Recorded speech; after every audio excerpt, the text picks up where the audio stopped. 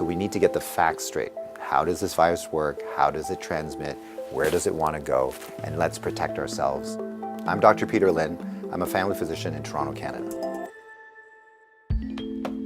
The coronavirus is a family of viruses that can cause as mild things as just a common cold, all the way up to SARS or MERS. These are these bad pneumonias that we're talking about. And basically what these viruses are, they look like a tennis ball with all these spikes sticking out of it.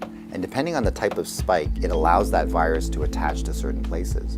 So some viruses, they have the spike that attaches to your nose. So basically you just get a common cold.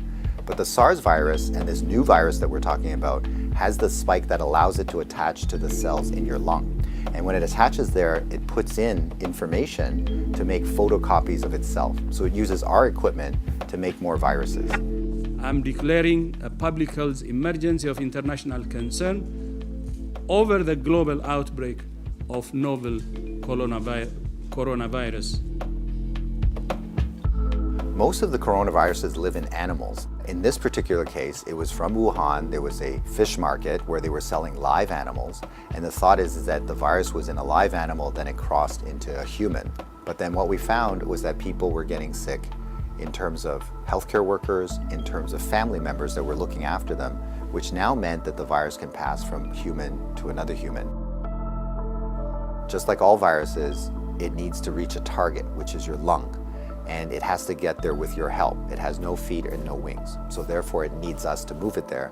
So that's why we keep saying, don't hang around sneezy people because you're gonna breathe it in, and don't touch your face because that's how the virus is gonna get in. The masks are helpful, but they're not necessary because they're leaky. The ones that you and I buy basically have pockets here, so therefore the virus can get in.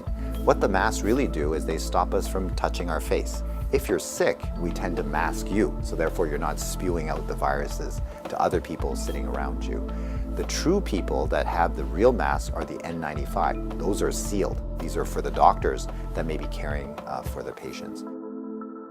So in the beginning, the coronavirus will cause kind of like flu-like symptoms or a cold. So people just get the stuffy nose, that kind of thing. But you'll understand that as soon as that virus starts manufacturing in your lung cells, they're producing all these copies of the virus, all of a sudden now you kill the lung cells. So now you can't exchange oxygen, and that's why one of the early symptoms is people get very short of breath and they tend to have a difficult time breathing, and that's why they end up in hospital. So currently, unfortunately, we don't have a direct treatment for the coronavirus. So we don't have a medication that can kill it off. And so it's really supportive. So in other words, the patient can't breathe, we give them oxygen, help them to breathe.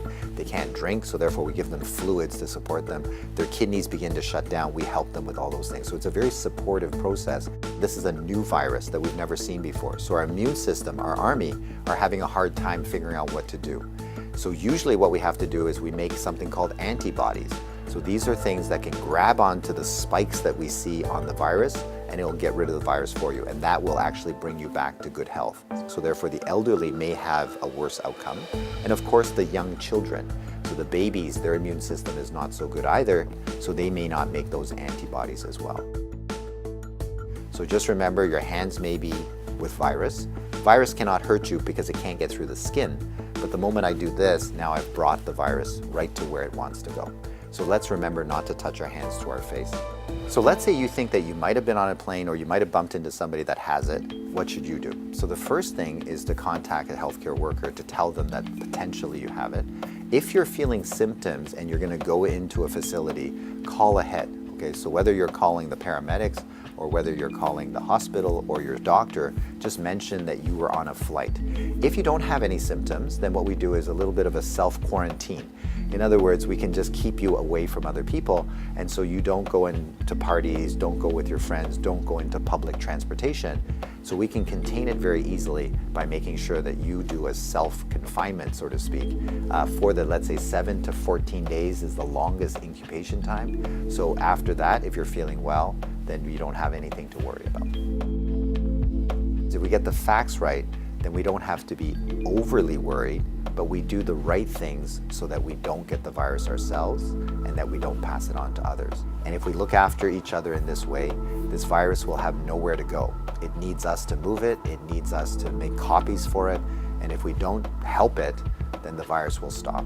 So we have the power to do that right now.